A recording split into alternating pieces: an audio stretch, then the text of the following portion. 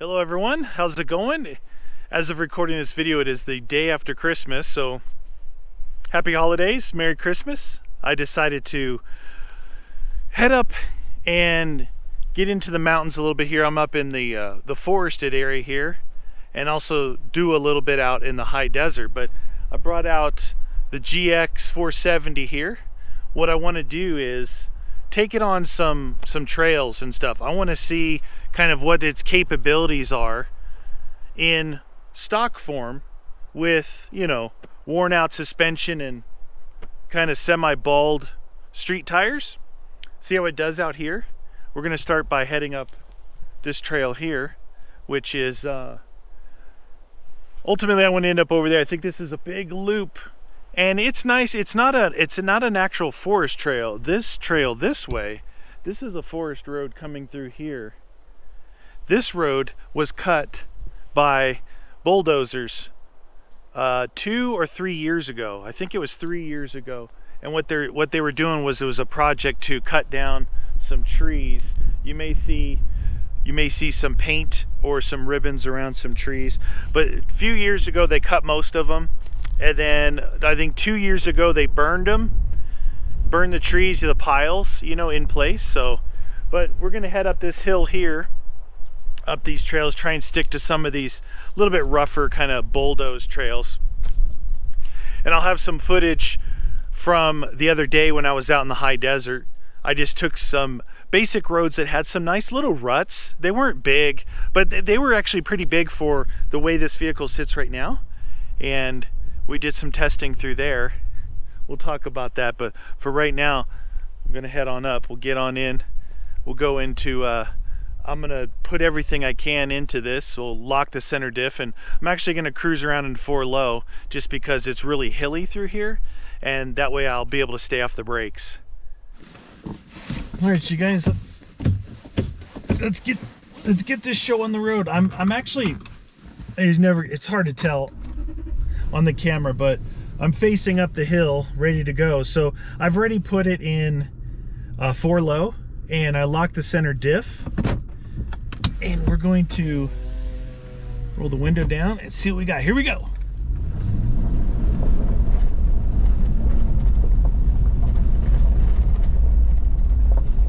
It should be a bumpy ride for me. You know, you should see the car get thrown around a lot, and me, because even on the road, I can really feel the bumps. The suspension it's just really worn out. And when I made a video when I first got this thing, talked a little bit about it. Here's the thing, that's fine. Look, if you're buying a vehicle to do modifications to, and you're going to off-road it,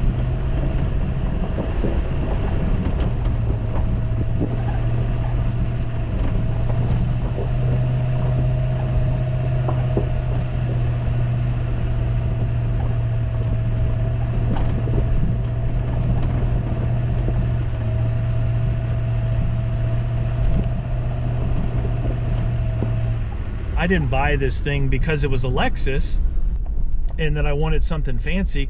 Look, this thing is 15 years old. You know, fancy today is almost every car, even really inexpensive cars today, are much nicer than something that's 15 years old. Why I bought this is because this is a, you know, let's be honest, this is a Land Cruiser Prado 120 in other countries outside the United States. The frame and the suspension is a 4th gen 4Runner or a 2007 through 2009 FJ Cruiser. The reason I say that is because those are the suspension parts that actually fit on this thing. So 4th gen 4Runner, 07 through 09 FJ Cruiser, and Land Cruiser Prado 120, because I can get parts out of Australia that'll fit on this thing that are designated for the Prado 120.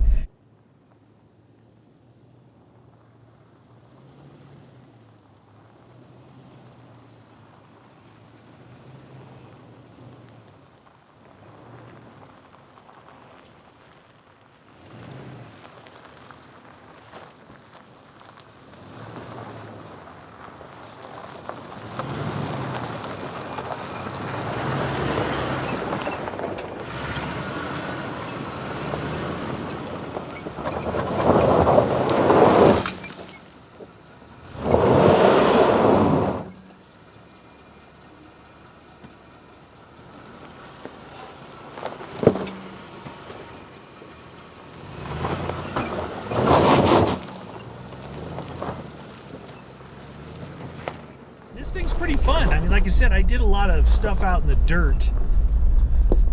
I did a lot of stuff out in the high desert last week, just leading up to Christmas. And man, I was having a ball.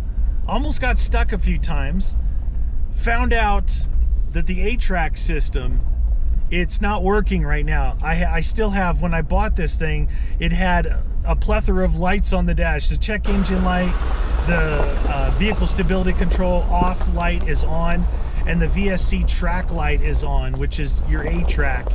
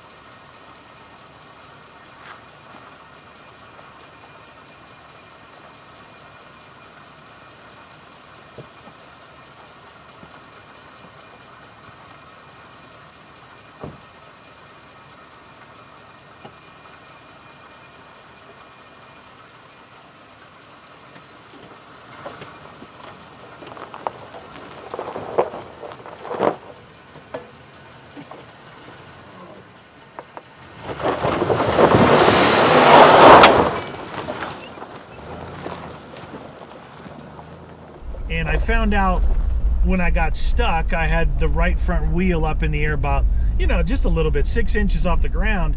It was spinning, and my left rear was spinning, and it wasn't applying the brakes and trying to find more traction with one of the other wheels. So I know my A-TRAC system is out. What I was told was there's a sensor that's throwing these codes. So I just need to get a code reader, figure out what it is, and replace that. Hopefully that'll get my A-TRAC system going, because that whole brake system could be expensive if you have to do anything with that. So this thing's pretty powerful for its, like I drove the Land Cruiser and this out to the high desert to do some kind of side-by-side comparisons. Like, what's better than actually jumping from one vehicle to the other? You really get a feeling of what's going on.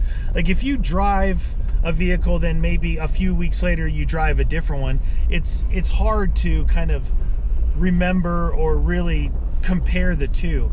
So I took this and my Land Cruiser out to the high desert area, and I was driving them there, getting a feeling. Now the Land Cruiser, it's just a little bit bigger than this. It's not enormously larger, but it feels like a tank. And I didn't think I'd ever say that about a Toyota, because I never owned a Toyota.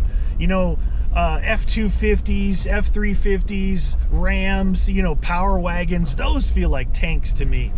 But a Toyota, I never thought it would be that way. But the Land Cruiser, a real Land Cruiser, man, it is tanky.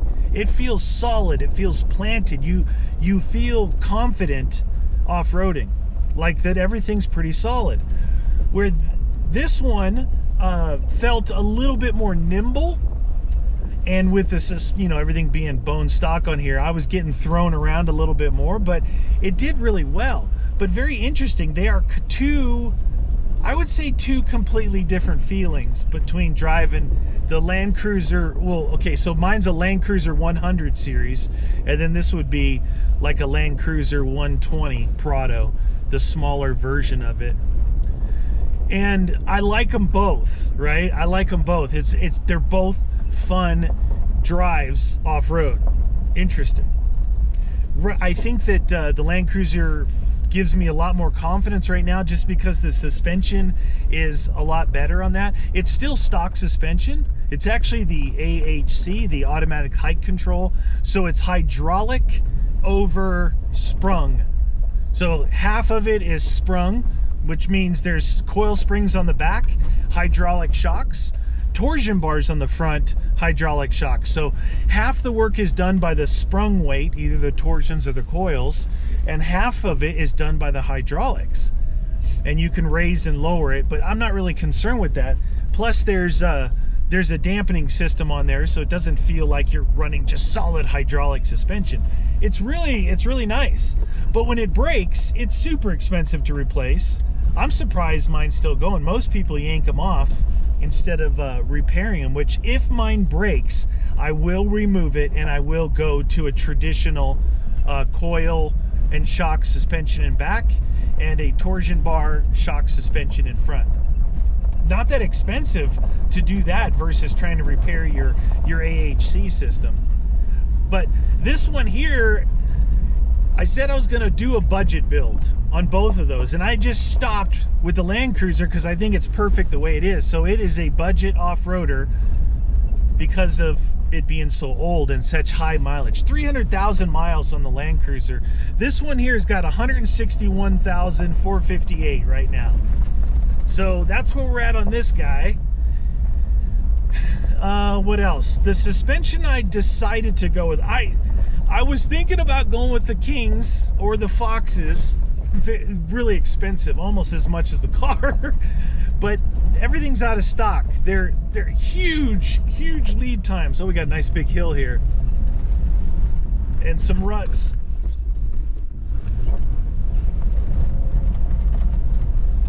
Yeah, the V8 power in this, it's like on demand. It's just there for you.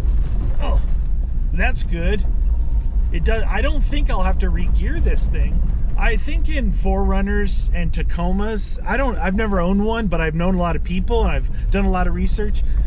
You put anything bigger on than stock tires, you really should re-gear those vehicles. You should really re-gear them, gear them down, because from what I'm told, people with brand new ones and ones that are only a few years old, as they're driving with their bigger tires, their transmission is searching. It's always searching for a gear. That means you're geared too high, and the factory does that because they need to get certain mile per gallon things for the government not to, you know, bust them down. All right, so I got out of the car here just to show you. So this is the road I came up here, and then this is the direction we're heading, and then you can see here the view.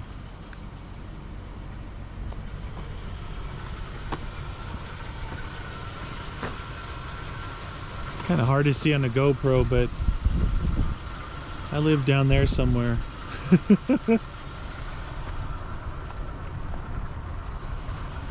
Oh, the wind is kicking a little bit here, but there she is in its stock form. Looks pretty good. Put some wheels and tires on it, get a little lift, and then go out and whomp the heck out of it. And then maybe, if it's really good, maybe I'll invest in a bumper, front bumper, just to get rid of some of that plastic. And then I really want a rear bumper just so I can carry my spare tire out from underneath. What's my verdict? You know, it kind of sounds weird. But what I really wanted to do is get this thing out and test it before I put any more money into it. And you're like, what? You already bought the thing, you know? Yeah, I bought it and I knew what it was supposed to be capable of. But you know what? I don't believe anything until I try it myself, honestly. I've had there's so many people get really like overly excited about something they may own, and they say, oh, it's the best thing ever. And it may be, but it's good to test things on your own. Look, all I needed it to do was be half as good as the Land Cruiser. I mean, that thing's awesome. I have so much fun in that. And I bought it, and I haven't put any money into it other than wheels and tires. That's it. That's all I did. And it's so smooth. It's the most comfortable car we have, just like going and getting groceries and driving around town. That's the car I take Buck in for a ride every morning because the back is so big, and I have the previous owner got one of those WeatherTech floor mats back there, so it's a big flat rubber surface, and he sits in the back. And this one, it's a lot smaller. He doesn't have as much room, but I don't have a mat back there, so it has the kind of little holes where the seats go, and I don't want him stepping in that, so I don't really take him out in this. But getting back to this Lexus GX470, apparently there's quite a cult following for these things. There's a lot of people getting these. Oh, it looks like a little track right here. Oh, I want to try it. A lot of people getting these things. That's a treat. Goes up a hill.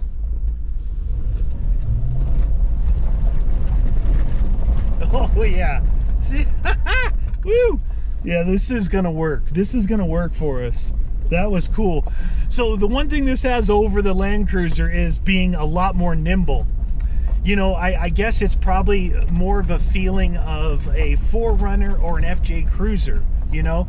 They're just nimble, they're lighter, they're a little bit smaller. Yeah, it's gonna be fun. And I like that it's a little bit different. There's a ton of 4Runners out there for good reason, because they're great off-road vehicles, right?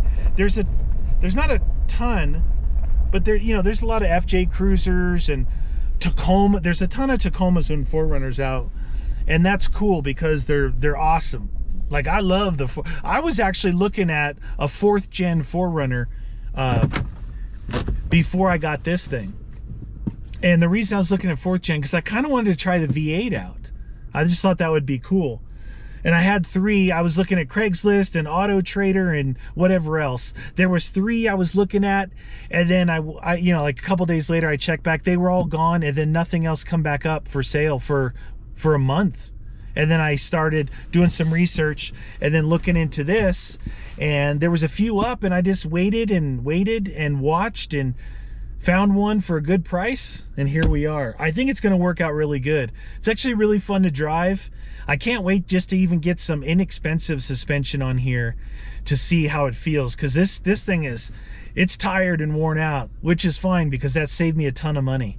Saved me a ton of money. No one was going to buy this car for a luxury car on the road, you know. It's you know, 15 years old. It's got cracks on the trim pieces, which is, I guess, pretty common for these. The suspension was worn out, all kinds of stuff. It worked out good for me though, because I was able to get it at a better price knowing I was going to change all that stuff anyway. Well, I hope you guys enjoyed the video. I know it was a little random, but I just want to get out, and I figured I'd share it with you guys. I'm out just doing some testing, having some fun. It's a lot of fun with these, you know. Big difference between driving the Jeep, which you just point it and it goes, versus these, you get to drive them and you get to enjoy something maybe less technical. It's just as much fun. Where in the Jeep, it wouldn't be fun on these trails. I mean, it would and it wouldn't. They're just two different animals, right? Two different animals as they sit right now. And I enjoy the heck out of them all. So anyway, that's it for me, you guys. Thanks for watching. I hope you guys had a good holiday, and I pray, I hope, anything you can think of, that everyone has a fantastic new year. 2021. I think we all need that.